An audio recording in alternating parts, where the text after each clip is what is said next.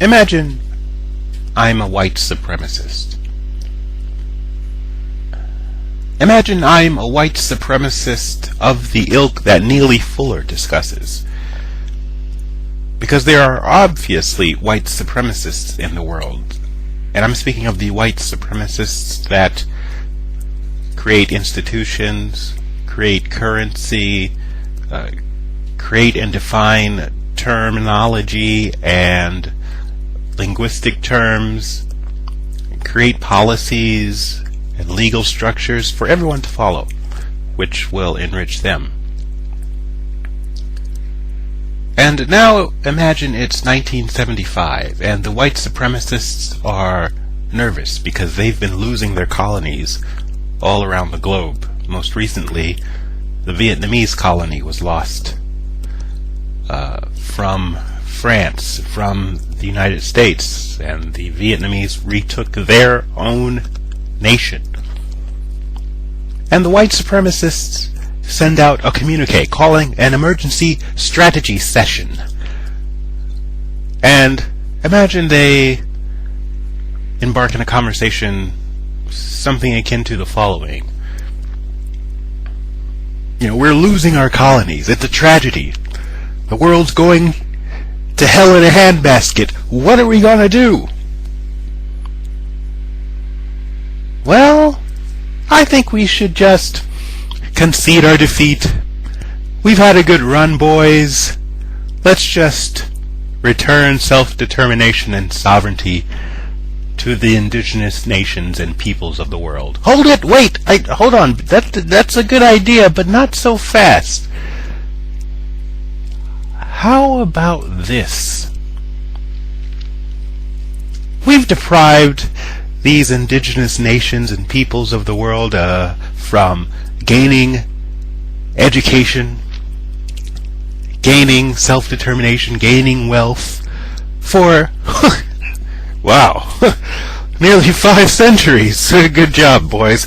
But now it seems it's difficult to maintain our militaristic control over these people, over these nations. Let's try to give them what they want. Well, Joe, that's what I just suggested. Let's just concede we lost. I mean, we had a good run and that's it. No, Bill.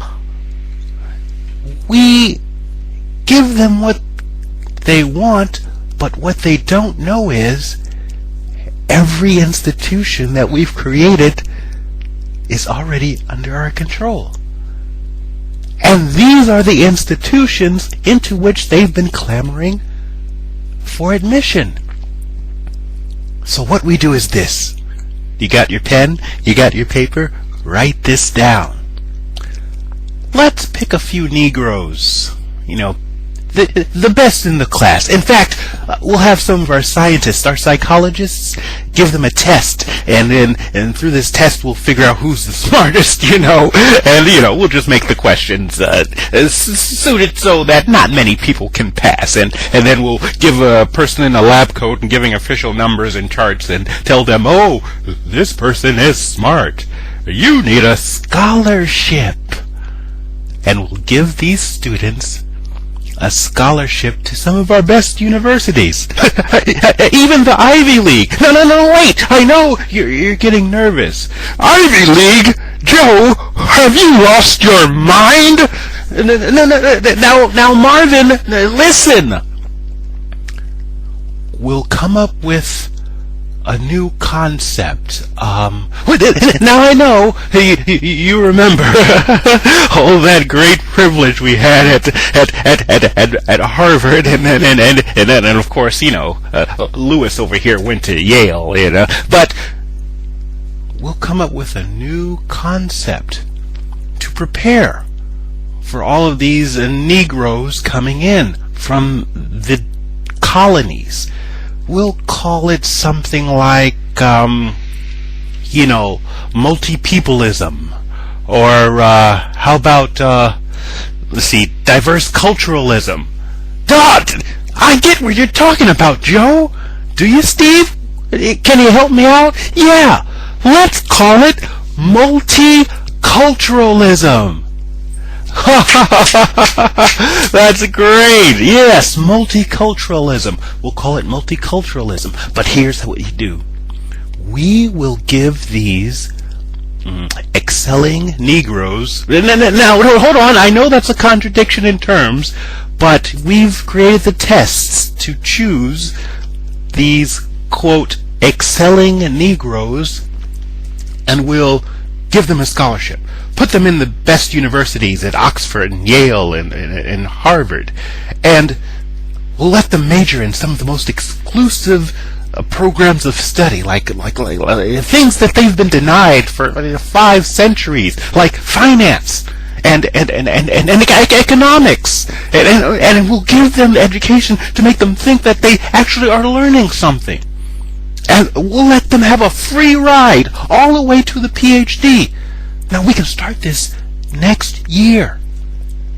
And so by the time they get their PhD, it'll be the early 80s. Then we'll let them loose. We'll tell our cousins over here in these financial institutions down on Wall Street. My cousin works for Goldman Sachs, and Bill, I know your cousin works for Merrill Lynch. We'll just, under this thing that Nixon, that no good traitor, just signed, this affirmative action thing, we'll just use that thing and put some of these Negroes from the colonies into our financial institutions.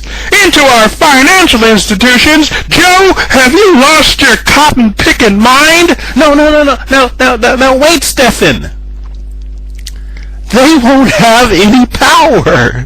They won't make any decisions. They'll just be glorified coffee makers. They'll be decoration from the office for this thing that Stephen came up with. What would you say it was? Multiculturalism. Yeah, they'll just be window dressing for this multiculturalism thing. And we'll let them stay there for 5 years, 10 years. We'll give them titles. And then, when they think they've got experience working in some of these prestigious institutions, I can call my other cousin who's just been appointed on the Joint Chiefs of Staff.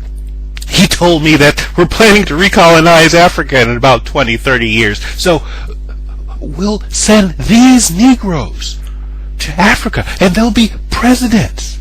They'll be foreign ministers, finance ministers, defense ministers.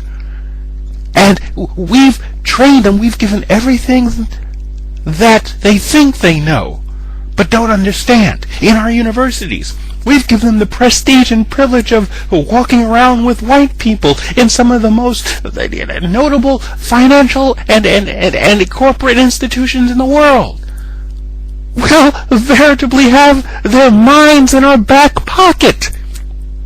And then when we put them in positions of authority, finally, after they've been denied, after they've seen their parents raped and murdered and imprisoned, they'll do anything we want. They'll even sell us their land for 99-year leases.